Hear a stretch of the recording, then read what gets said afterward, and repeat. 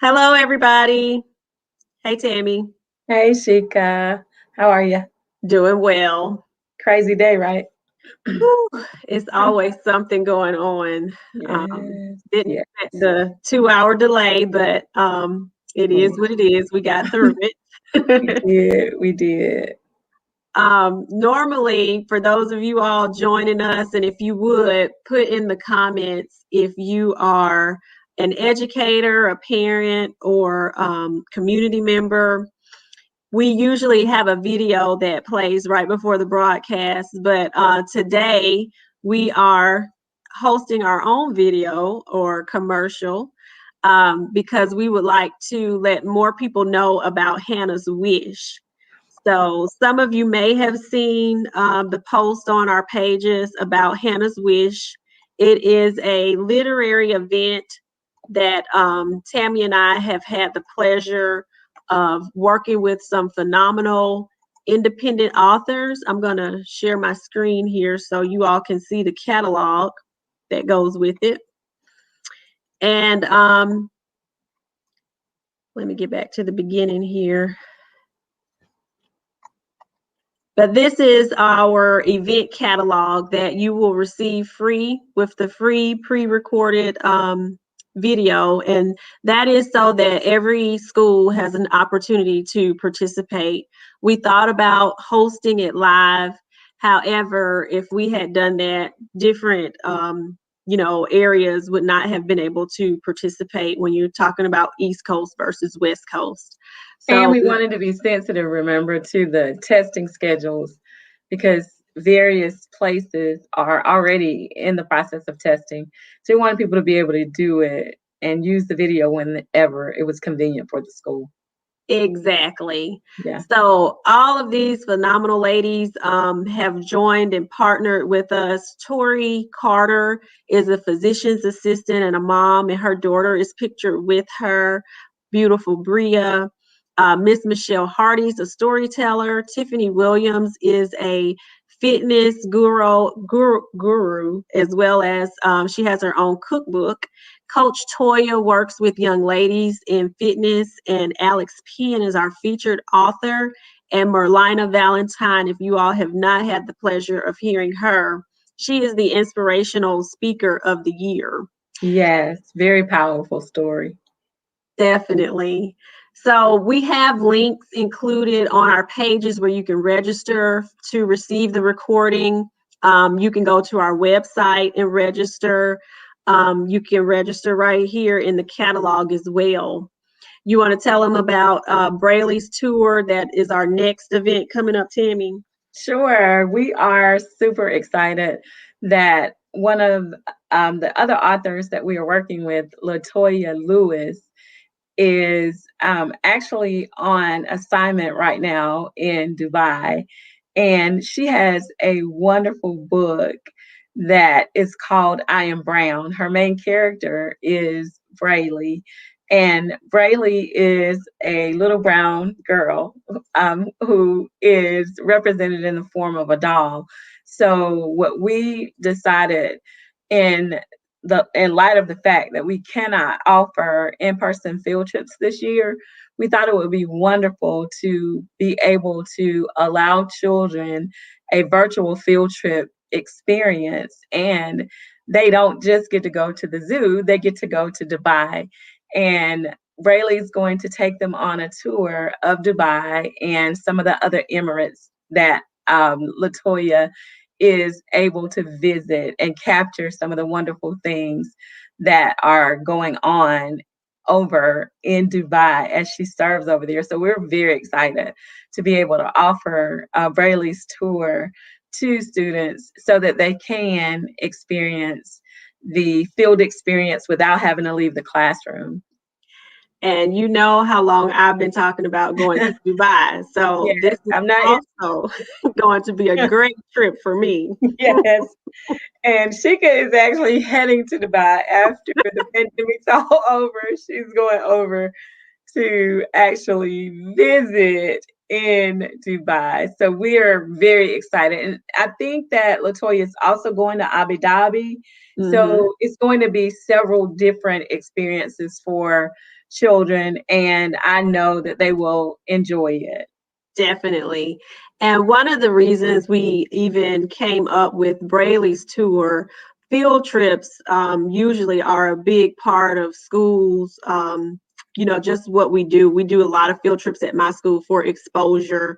Even when you think back as, a child in your own experiences, a lot of times you don't remember things from the classroom, but you remember field trips and those types of major experiences. So we wanted something, field trips have been taken away from children with COVID and a lot of other events.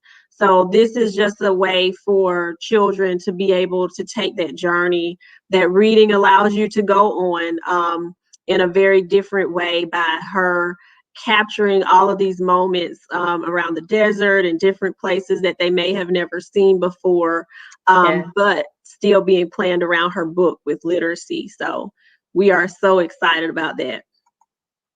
And let me turn the page here.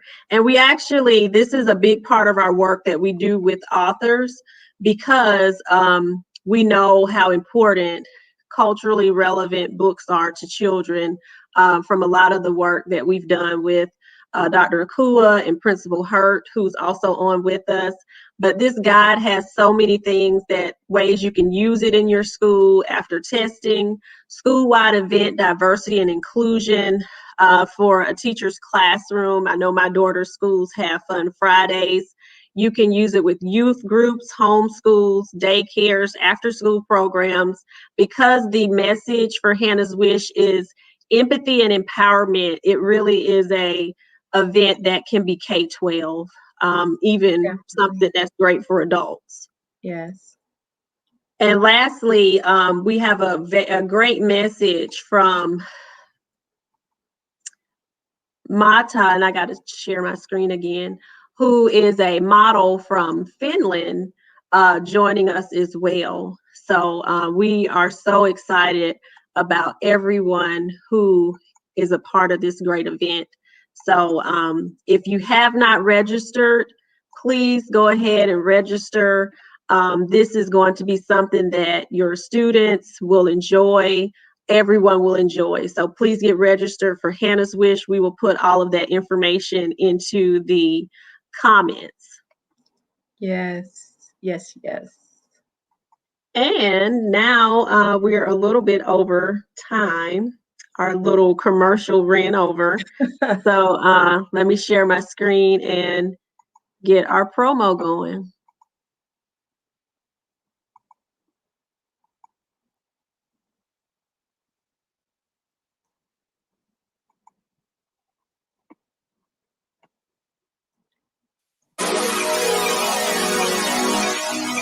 Join Sheikah and Timmy on the collaborative. Let's go! The collaborative. 1, 2, 1, 2. The collaborative. What's that time? On Facebook Tuesday at 7.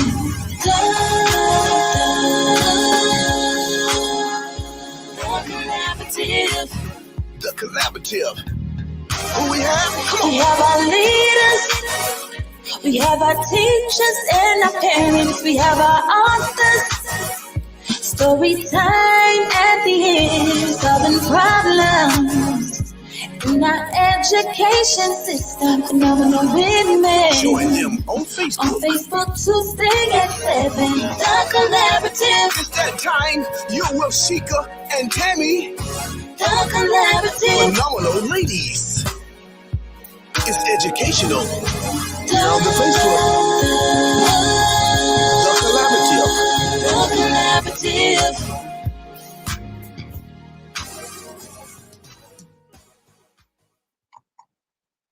Hi, everyone. Welcome to this week's edition of The Collaborative. We are so excited to have everyone with us. Hi there, Virginia and Miss Evangelist Tab. We're so glad that you guys are all joining us. Thank you all for being with us today. We're so excited about today, and I hope everybody, if you didn't see the blurb that we gave to you guys about our event that's coming up, Hannah's Wish Sheikah's going to put some information in the chat so that you all can see that and register to join us. We're very excited. You're ready, Sheikah? Definitely. And if you haven't already put your comments into the chat, whether or not you're an educator or a parent or community member, just let us know where you're tuning in from. You know, our goal is for our conversations to spread high and wide each week. We want everyone to be able to come together, to be able to fight the good fight that we need to restore that respect back to the field of education. So if we're all coming together to do that, we will definitely be more effective. For sure. So who do we have joining us today, Tammy? We are excited. Oh my gosh, I'm so excited to have our friends joining us tonight.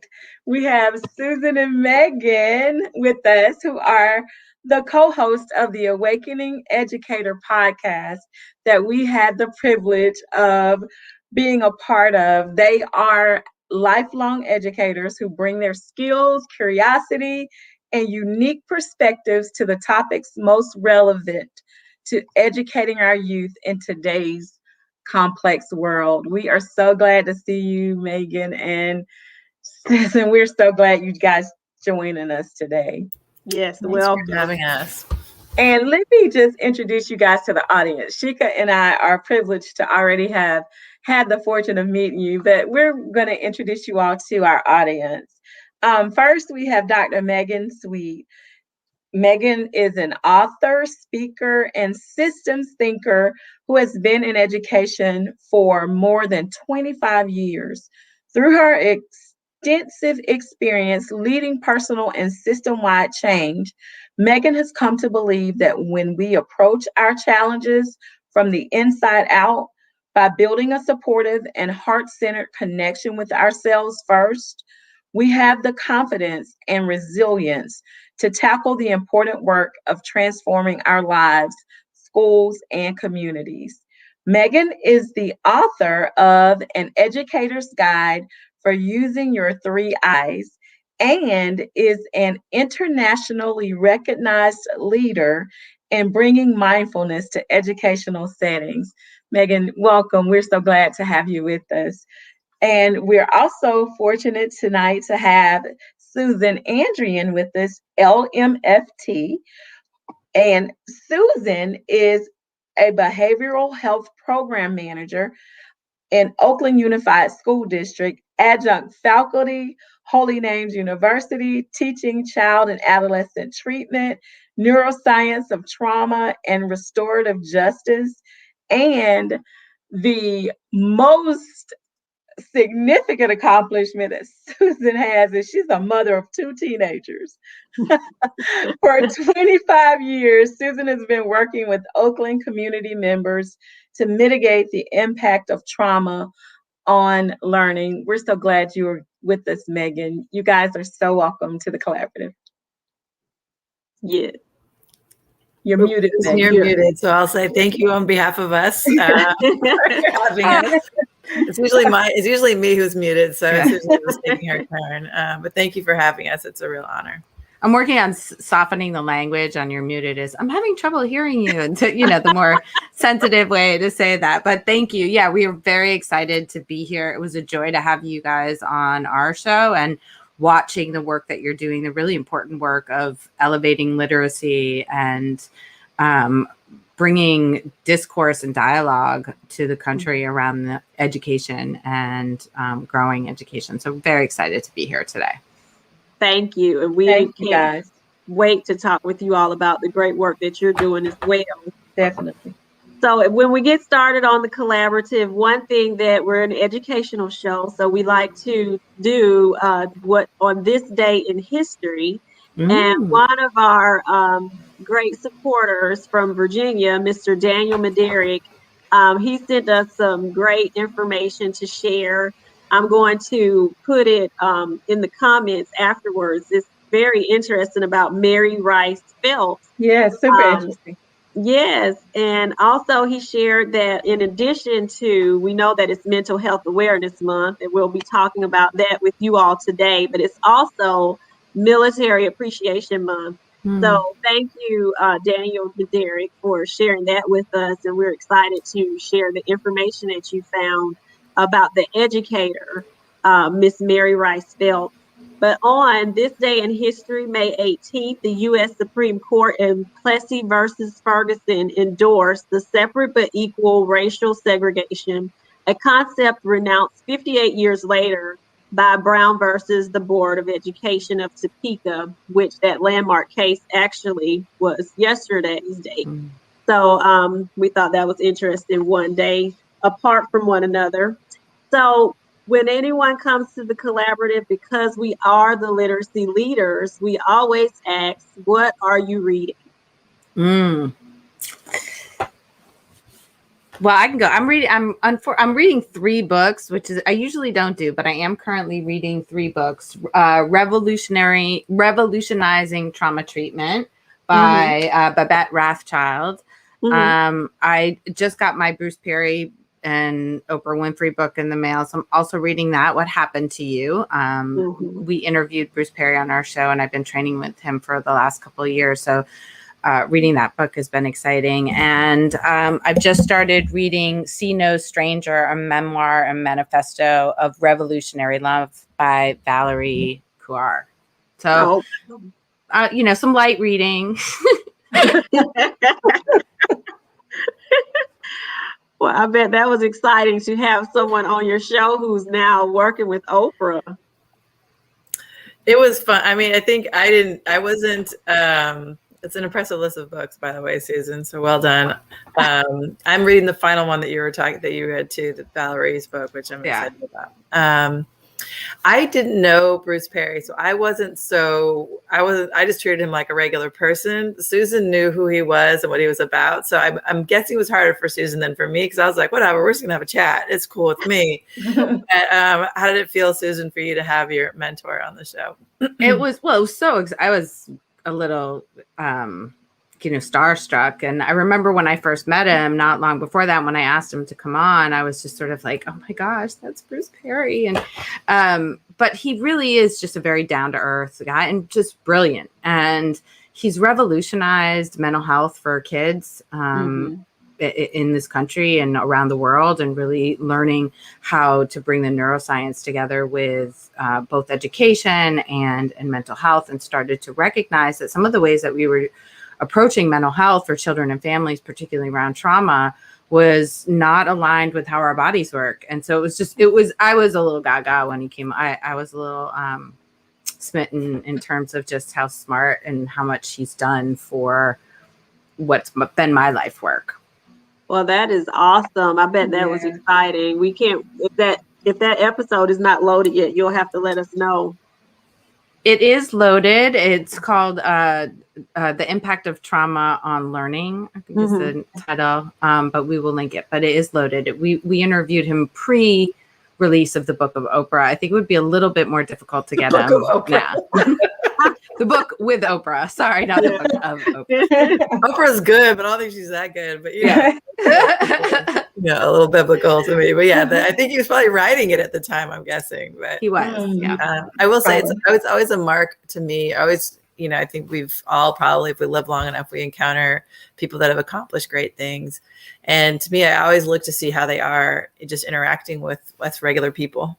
And he couldn't be more personable and more real, and just genuinely was excited to have a conversation with us. He was generous with his time and with his insights. And so I became a super fan afterwards. I read some of his books afterwards, but also just in the midst of the interview, it was such a pleasure to talk to him. So I'm glad he's in a book with Oprah and with Brene Brown, and he's getting that kind of recognition. And it's always good to meet people who are kind and relatable.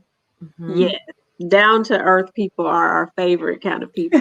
Well, that is definitely both of you, down to earth and kind. Like, well, we appreciate that. Thank you. We feel the same way about you, ladies. Tammy and I are book reviewers. So one of the books that we're reviewing right now, this is called Rise.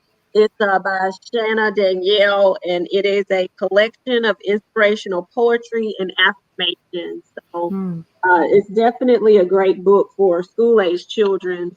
and her daughter was inspired by her and has written her own coloring book Ah. that it also includes affirmations. I love myself. So we'll Yes. put this information in the comments. Kamaya, Chanel, anytime Yes. people Make send. sure they get some, right? Yes. Affirmations are so important, right? I think often they can kind of get treated like they're a little woo-woo or something, and people don't want to go there. But somebody said to me once that, we all have self-talk, and that self-talk is kind of a version of an affirmation, but actually that self-talk usually is really negative, right? So often we're kind of putting ourselves down and we're like telling ourselves what we didn't do right. And those are affirmations too. Just not positive ones, not It's ones. not a good one, right? Right. So I think having intentionally making a choice to have affirmations around things that are positive is really important, because we do it anyway. And it's not that mysterious when you put it in that context, but it is so important because we're listening to ourselves. So we should say nice things to ourselves and affirming things. So Exactly. Definitely. Another set of things that I have been reading and have really had a lot of trauma in these articles, you'd be impressed, Susan, is I've been doing some studying on the impact of racism on brain development in young children. So that's been a really, really eye-opening kind of experience. Yeah. Ken Hardy's done a lot. I don't know if you've read any of Ken Hardy's work, but he's really done a lot of writing and training around the impact of racism as a trauma for our children and adults. I don't know if you've read Zaretta Hammond's book. Have you read her book? Culturally Responsive Teaching in the Brain. You would probably love it. And it's really, it's geared towards educators and helping them understand why, and so it's perfect, especially these 2 days in history that you're talking about. I mean, I think they've set the trajectory for all the ills we have in our education system now that we need to address. And in our society, but in our education system, because the impact of Plessy versus Ferguson is still here today. And in this book, Zaretta Hammond talks about ways that, as educators, when we are in classrooms with kids that don't share our cultural background, when we're not inclusive, when we're not being careful about microaggressions or the impact of implicit bias on ourselves as educators, the impact on students' learning is profound. So it's a really, I think, also accessible book, because brain science, I'm not like Susan. It's hard for me to get my head into that. So for me, it was an accessible book that helped me understand that. Well, thank you for that. I definitely back that up. I would say for sure it's top for educators. It's a great entry into both trauma and the importance of bias in the classroom and learning. I read a book that I heard that was recommended on your show that I, after listening to your show, went out and bought, called Cutting Education, which is also in line with the historical moment that we're in, which was referenced in the book. But that was a very powerful read for me, which was recommended from hearing on your show. Thank you. Thank you, Susan. And I do have the book that you just referenced, Megan. It was recommended to us by Dr. Akua. He does a lot of work with cultural relevant teaching and making sure that teachers understand how important that is and implementing that in schools. So it is a great book for educators, definitely. Great. I have to get it from you, Shika. I hadn't seen that. Okay. So Tammy and I know you all, Susan and Megan. So just so that our audience can get to know a little bit more about you, one thing that we do on the collaborative is also model great things for the classroom. So Would You Rather is a great SEL check-in for teachers.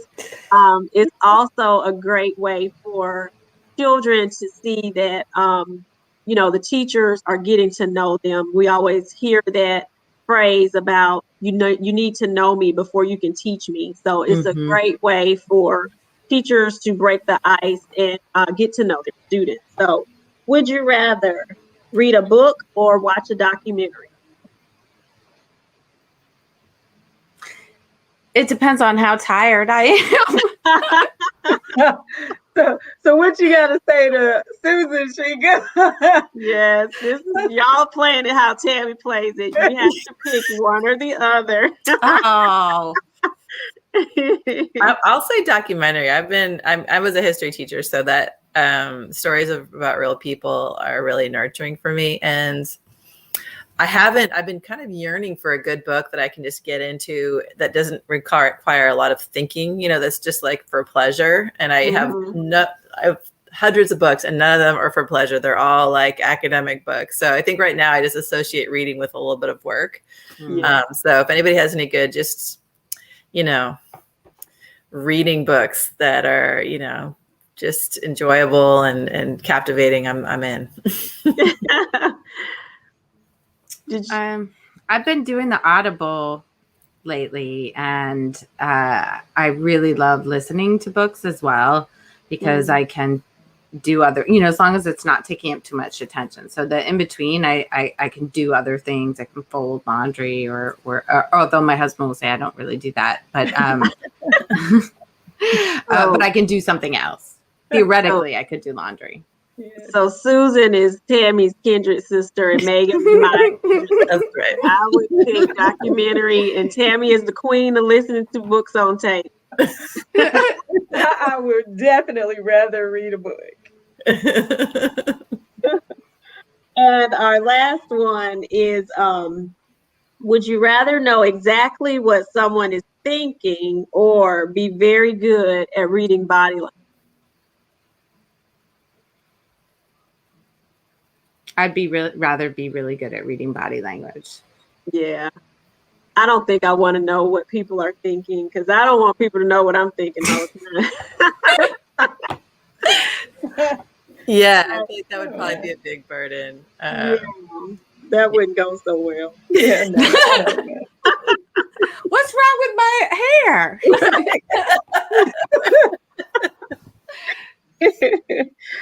Well, ladies, let's jump right in.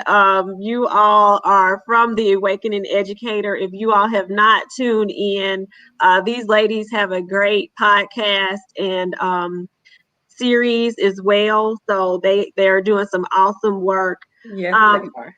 Yes. So what is it? Tell people about the Awakening Educator past shows and what we have to come up that we're looking forward to. Do you want to take this one, Megan? Sure.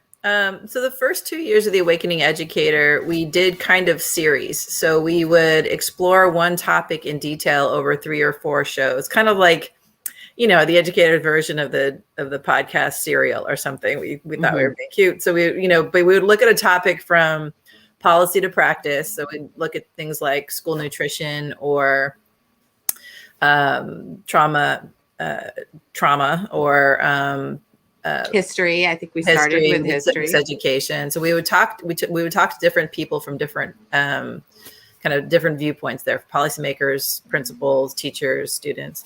So that's the first 2 years. We have a bunch of series, and those were really fun and enjoyable. But this year, what we're finding is there's just a lot of need to talk. I think after being in COVID for a year, people just want to have their stories out there. So this year we've shifted to just kind of being open to educators writ large, no specific, topic that we're connecting them to.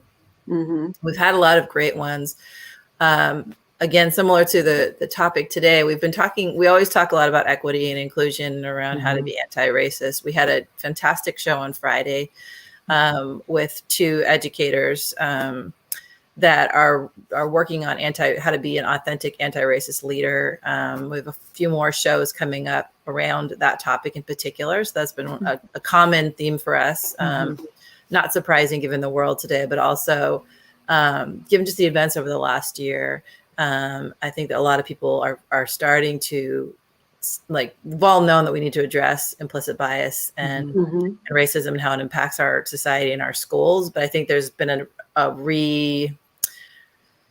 recommitment by a lot of folks. I'm like, okay, it's not just something like a nice to do, like it's the thing to do. So I think that's been a lot of the conversations we've been having. I don't know. We also talk about like art and So we have a lot of folks. We actually have shows booked up through December. So we're really excited and fortunate. And I urgent have a lot of really good conversations. Right, Susan? I don't know anything more to say.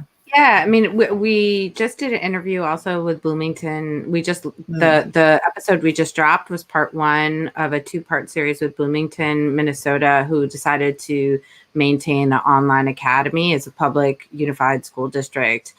And that was really interesting talking with them about both from policy into the classroom. I've been revisiting our episodes and the episode on budgets, which it was Megan and I really wanted to do episodes on finance or budget, and it was surprising how difficult it was to find people who wanted to talk about it. Y'all should have called us. I know it's my doctoral degree is in budgeting, and I was like, and it's like the story of my life. Nobody wants to talk about it, but it's so interesting when you finally do get people to talk about it. Yeah, and so we interviewed Jamie Morantz, who's a former principal, network superintendent, assistant superintendent, and I re-listened to that episode the other day, and it's just so poignant as to where we are right now, especially with so much money coming into our districts from around COVID relief funding and ESSER funding, that we're having to make these decisions around what we're going to do with those monies to catch up learning. And so I found it really particularly poignant to go back and listen to the wisdom that Jamie had to share with us. That's awesome. Yeah. And you all have your shows booked up to December.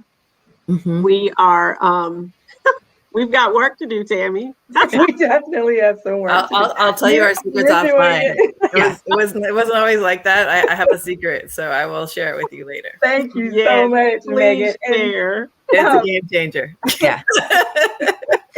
Yeah.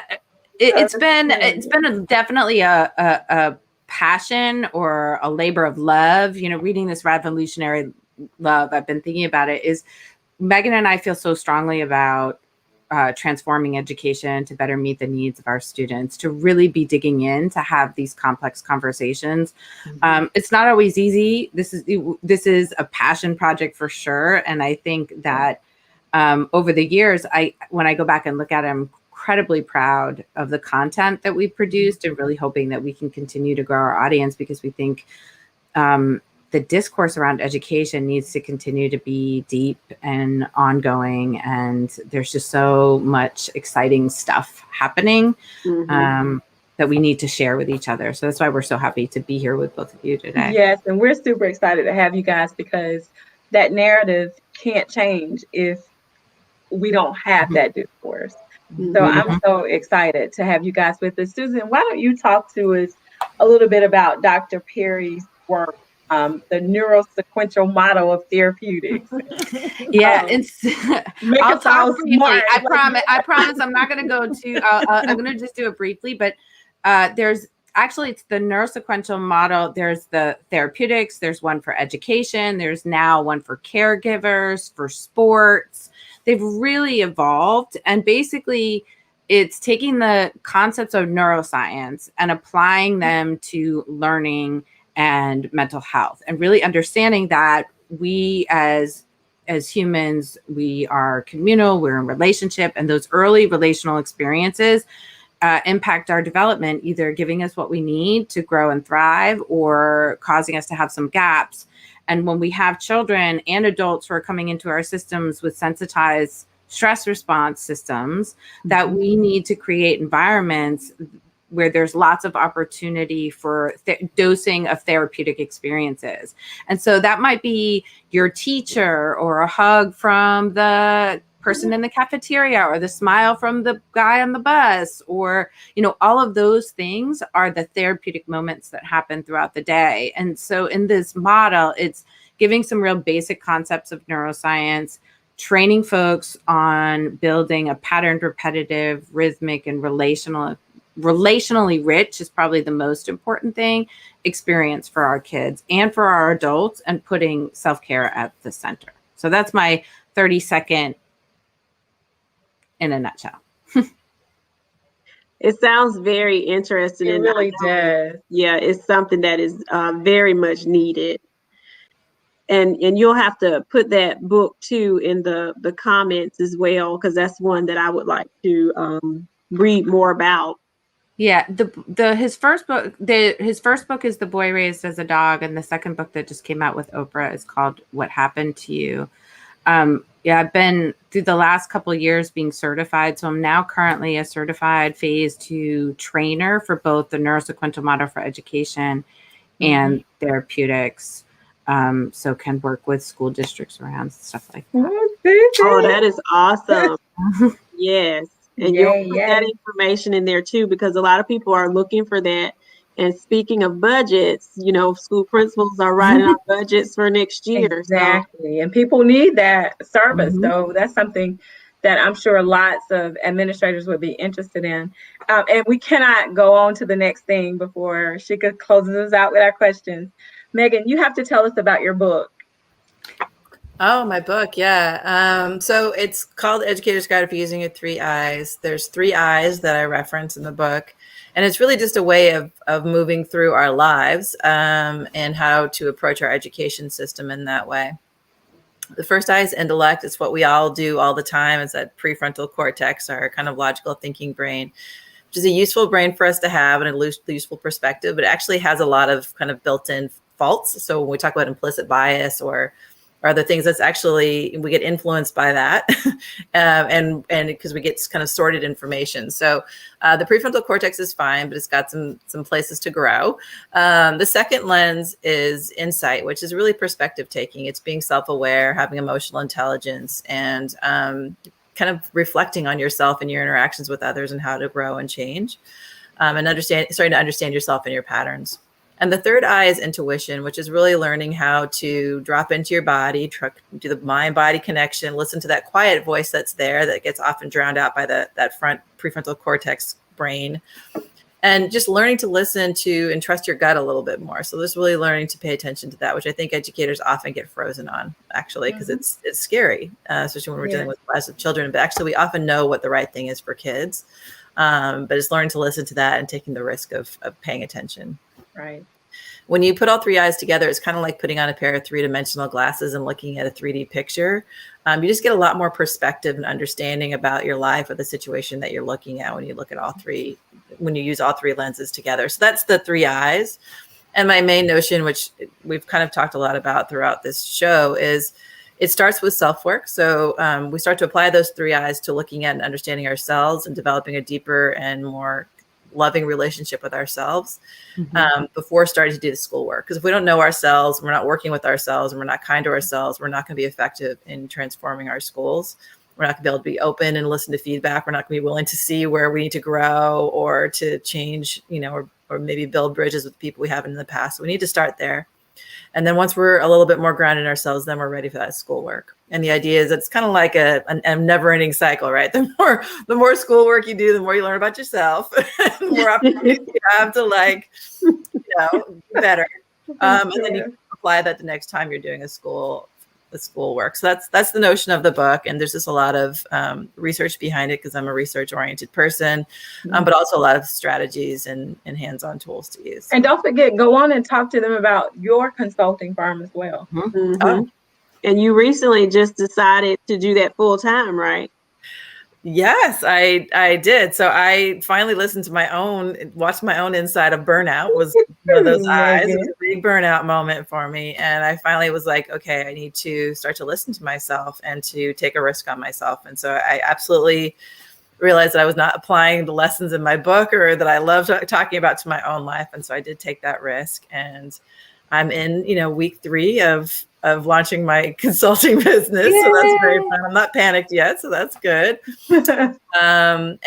And really, so I love to do strategic planning. So I love to do that kind of work. And I'm developing some courses for the summer for educators to participate in across the country. One is around, they're all available through my website.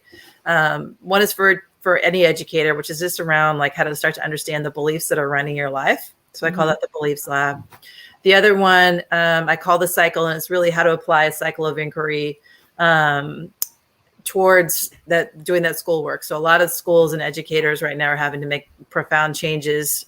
We had to make them pre-pandemic, and now post-pandemic coming back, we need to make those changes. So I have a course just to talk people through that and give them some guidance, which is my favorite thing to do. Awesome. And in addition to being on the Awakening Educator with Megan, I've had the opportunity to work with her in systems change work, in coaching, in doing this work that she's now. I'm so happy that she's taking on the road and doing for herself. And she's a very powerful, gifted change agent and helping people dig into their own practice, think about where they need to go, and really elevate those gifts. So I'm so excited about this next phase, both for Megan, but for the folks that get to engage with her on this process that impacts student learning nationwide. I know it's going to. Yes. Look at you being a catalyst. Thanks, everyone. Thank you, Susan. And because Tammy and I have coined the phrase through our own work that we're one another's trust mates because of our experience that started off, and we talked with you all about it before on your show, didn't start off very well in the principalship. It has now evolved into a lot more positive experience. But we've said that we are one another's trust mates. So one thing that we ask all of our guests on the collaborative is, who is your trust mate? Oh, that's easy. Megan is my trust mate, especially in education. It's hard, and it's hard work, and being in relationship is hard work, and continuing on a path. So to me, it's no question in this work. She has been both my champion. She's pushed me, and I feel like I'm a better educator because of her. I was going to say the same thing, Susan. I think what is so nice about being around Susan all the time, and I think comes through on our show, is we come from two different perspectives. So I come from the traditional school perspective, and I bring those same skills to our partnership, for better or worse. And Susan comes from a mental health and a real restorative point of view, and she brings that to our relationship as well. So I find that Susan softens my pointy edges, which I really need, and benefits me a lot. And she has such a deep commitment to the work that for me, it's an inspiring person to talk to, who doesn't, we don't tire of talking about education and transformation together. Even though we've been doing it for 3 years pretty consistently, it's still our favorite thing to talk about. And that, and we learn from each other still. I learn from Susan all the time. And that's all you want, right? You want someone who's pushing you and makes you think. Exactly. Sometimes you push so much, that's part of it. It's hard, Yeah. I'm forever grateful that Susan's in my life. Well, all good relationships take work. Yeah. Mm-hmm. That's true. And you definitely great partners, guys. Y'all are. Yeah. Definitely. And iron sharpening iron. I like that. Mm-hmm. Yes. Iron sharpens iron. And when the world opens back up and we take another, I'm the traveler of the two of us. So California is also on the list. So when we make it out west, we will definitely be in to visit you ladies. She acts like I'm Carla, guys. I do travel. I can't. Sometimes I tag along. I'm just not interested in traipsing across the country with her in a pandemic.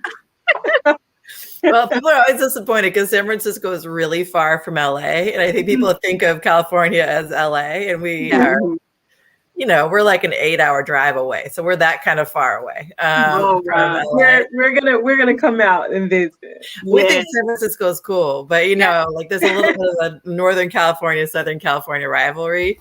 So if you come out, we'll find you wherever you are. And now Oakland is, I've been in Oakland since '98. And San Francisco is great, but I definitely call Oakland home. So when you come, you visit San Francisco, but then you got to check out the town. So well, definitely sounds like we got a 10-day stay on our hands. Yes, for sure. We got to visit Michelle. Absolutely, Michelle's right there in the area. We'll be right there. Oh yes, that is definitely on the list. Well, thank you, ladies. You all have given us a lot of great information about, incorporating things from the mental health field into education that is really needed right now, especially due to a lot of the impact that the pandemic has had on our students. So we definitely want you to share your information of how people can get in touch with you about your work and the work that you all are doing with schools, so that you all can get included in some of the budget or some of the work that needs to be done for the upcoming school year. For sure. Wonderful. Yeah. Thank you so much for having us. This was so fun. And if you, we would love to have you join our podcast and subscribe and like the Awakening Educator. We have a lot of great episodes. I think if you're educator, I know you will find at least at least some of that. Many of them. They are great. Yes. Yeah, you all do a great job. I'm really proud of the work that we've done there, and I think that there's a lot for educators. So you guys have a lot to be proud of. They are amazing. Thank you. Mm-hmm. Yeah. And you inspired us to finally get our stuff converted over to podcast world. So we have gotten that started. So thank you, ladies. Thank you please both. Be sure you guys know how we appreciate. We really, really appreciate the work that you do. And I know you all say that to us all the time, but we also appreciate the work that you're doing that helps us to be able to frame some of the conversations that we're having and trying to change that narrative. Because if you don't start with the discourse that you talked about before, Susan, then we keep getting that same image painted of what education has to be, and it doesn't. We don't believe that. And I also want to add to what Tammy is saying, because it's important for people to hear the importance of diversity and equity from more people than just people of color. That's important. So the fact that you all have, made this something that you're focusing on, I think is good and it's needed. We had a meeting earlier today with one of our previous guest, and we were looking at a website where it's a literacy website, and she's a Caucasian female, but to her dismay about the website on literacy, she said, well, all of these ladies are white. And it was like, where's the diversity? So it's very it's happy for us to be able to hear that is important to more people than just people of color. Because if not, you guys have committed your life work to that. So we appreciate the work that you're doing and the ideals of inclusion that are the foundation for the work that you do. So we do appreciate that. And thank you. We join you in the fight. We're glad to be partners. Well, thank you. And I'll just underscore and say that, addressing white supremacy is white people's responsibility. That's right. And so we're, that's a commitment every day for us to do that and educate folks around that.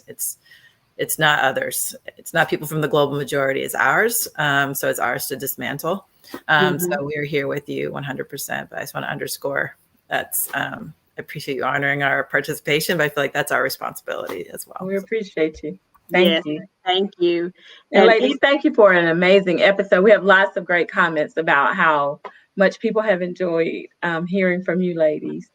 Definitely. And it is story time, so I'm going to put you ladies on the stage, but if you all would hang out with us for just a moment, and I'm going to bring up our featured author.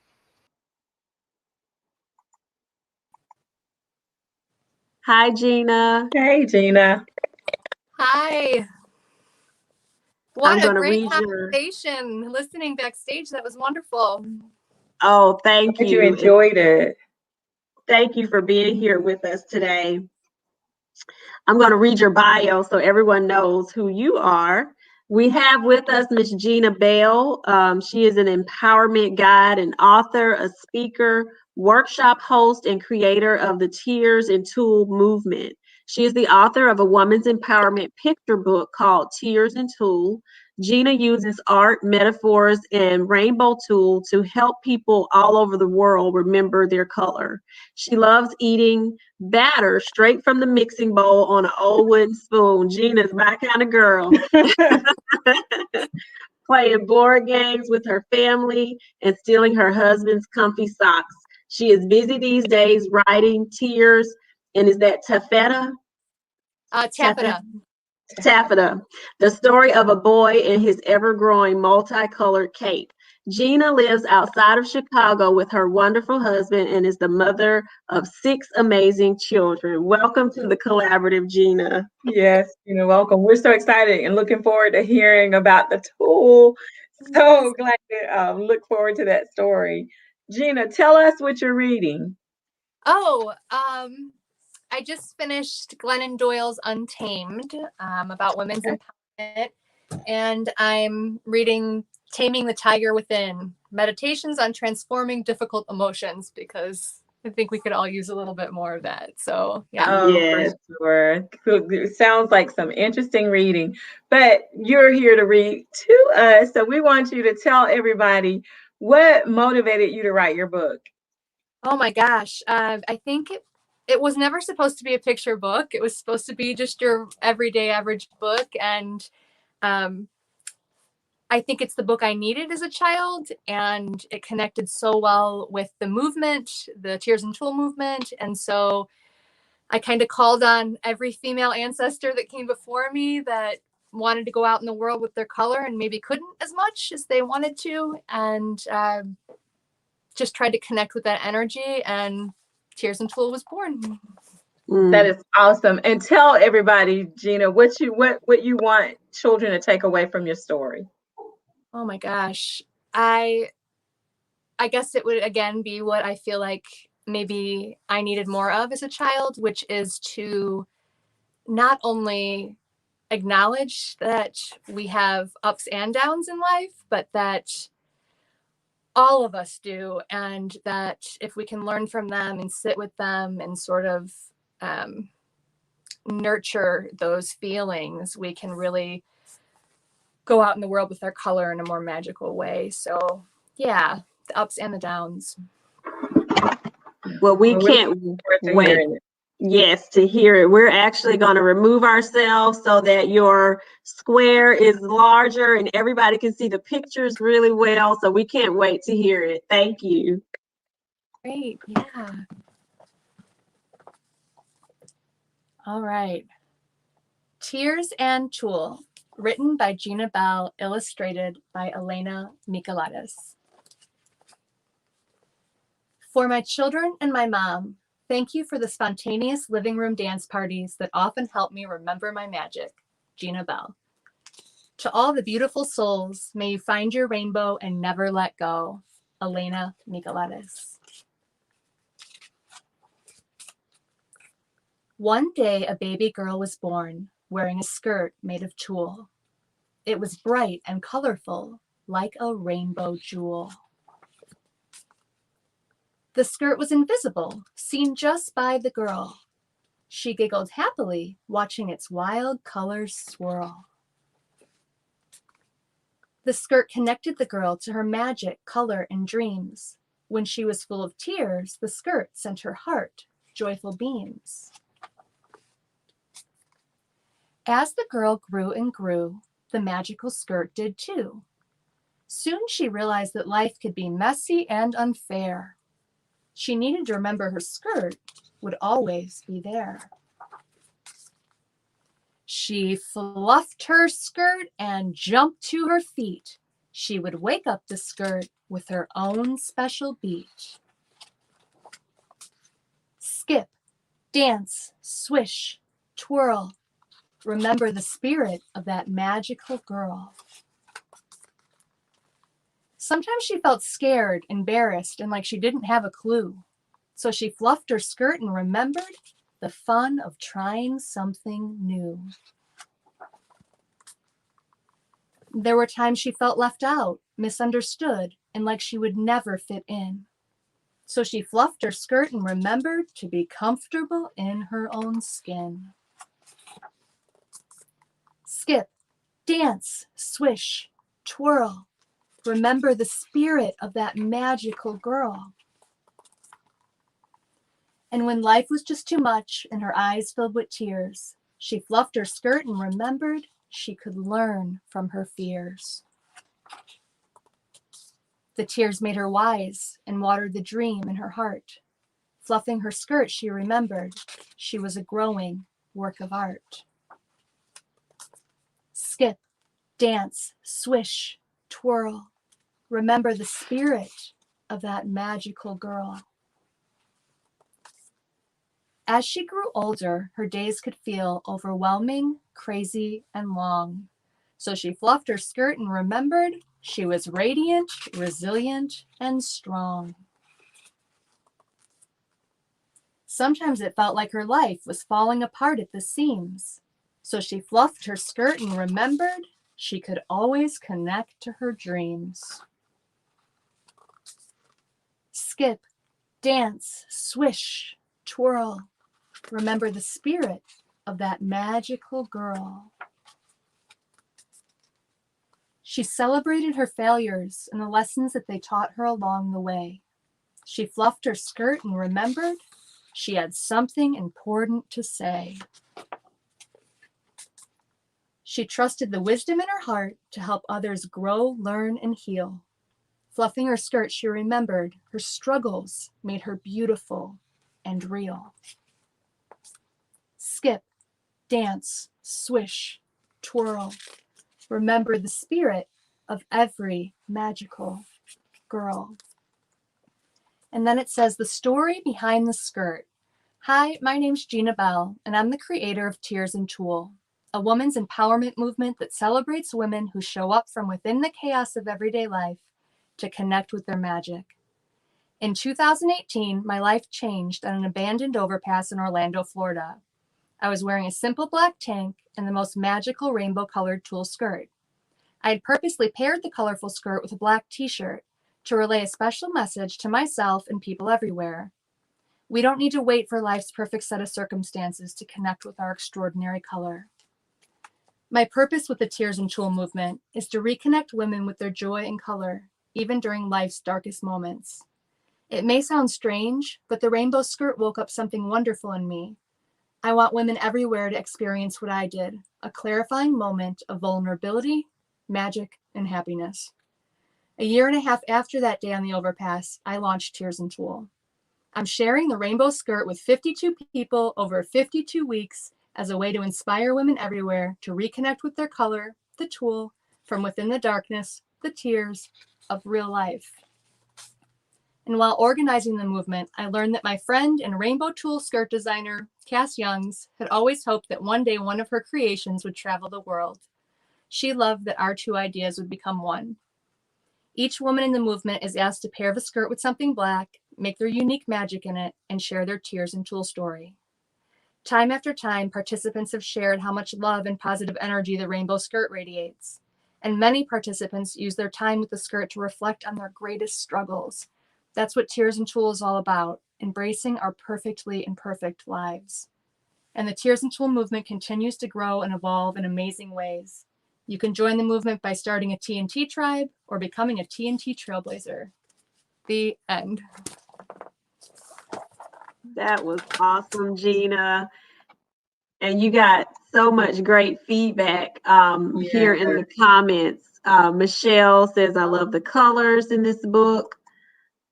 Mr. Burgess, I love how she encouraged herself.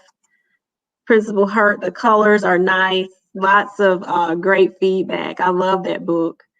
And just the message, and I thought it was very appropriate for our show today about mental health awareness and how this all fits in with self-awareness and women just really being empowered by your story and your message. Absolutely. And fluffing our skirt. Yes. And it's not the tulle we grow up with, it's not, this tulle can't stay boxed up. It's not just for ballerinas or brides or princesses and storybooks. It's for every single one of us that want to wear it and experience that magic. So yes, well, we certainly appreciate it. Great story. We appreciate you, Gina. Thank you. Yes. And to Tammy's comment, Mr. Burgess has declined to fluff his skirt, but I know that lovely bride will fluff her skirt. Yes, and there's a second book coming out next spring about a boy and his ever-growing cape. So I think the stories for boys and girls, both stories interchangeably. So yeah. I loved the swish and Mr. Burgess, you can wait for the cape. Yes, definitely. I love this. I can't remember the exact quote, but it was swish and fluff and what was it? Dance and swish. Yeah, there's and- something when women especially get up and actually physically skip and dance and swish and twirl and remember the magic, from within the messiness and chaos of everyday life, that I think it somehow activates some really cool stuff. It absolutely does. You just described the neurosequential model in a second. Like literally. That's it. Something activates. You just described what that is it, really. Yes. Awesome. Nice connector, Susan. Yeah, I love the fluffing too. I thought that was a really wonderful, like just that idea of fluffing your skirt and what that really means for how you kind of pull yourself back up and Yes. connect with yourself. Great metaphor. It is. Yeah, I love Yeah. that. That'll stick with Ladies, you guys have been incredible. Thank y'all so much. Thank you so much for having us. Coming on. Any final thoughts? You rock. You ladies rock. That's it. Thank y'all. Thank you all so much. Yes. And but before we end, or we're getting ready to end now, thank you all again. I knew this would be a great matching of you all together. Definitely, Gina, put in the comment the book title and also where the link to purchase. A lot of people I'm sure are interested, since you got a lot of great feedback here. And ladies, also include your links in the comments of how people can get in touch with you. Some people go back and watch it, and so that way everybody will be able to get your information. So thank you so much for being with us. Yeah, Thank you all so much. Thank It was y'all. an honor. And we're gonna put you backstage while we close out really quickly. So if you have not registered yet for Hannah's Wish, I'm going to share my screen and we will definitely put that information out for you. We have several schools already registered for the recording, and there's several ways that you can use the event. These great ladies did a wonderful job coming together to give something great to children. We planned it because our students are not able to attend Special Olympics this year. So instead, this event around literacy has been planned around the book Hannah's Wish. And the main character, Hannah, is her mobility is through a wheelchair. So you don't often see a main character of a book depicted as the main character. So we wanted that to be very empowering to students, as well as the empowering messages from all the ladies that are included. So again, this is a great message for students, adults. If you haven't registered, we'll put the link out there for you to get registered. And we are super excited. Next week will be joining us the legend, Principal Kafele. If you all have been on his broadcast on Saturdays, they've been going for 55 weeks with the Assistant Principal Academy. I have been on the majority of those, a lot of times learning a lot. Even though I'm a principal, everything that Principal Kafele has to share is just great information for anybody, no matter where you are in your educational career. Aspiring leaders, teachers, great information for everyone. And also joining us is author Daryl Harvey for Storytime. So we are excited to have him. He will be talking about the release of his new book that is already available.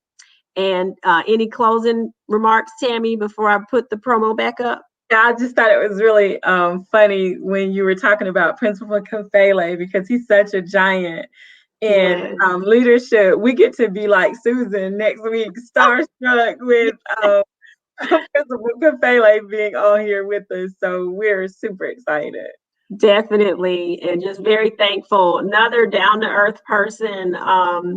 We've had a lot of people who are on a national platform who have graced the collaborative with us. So it's just an honor and a privilege. Great men and women.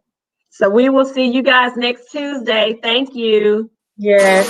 Good night. Join Sheikah and Tammy on the collaborative. Let's go! The collaborative. 1, 2, 1, 2. The collaborative. What's that time? On Facebook Tuesday at 7.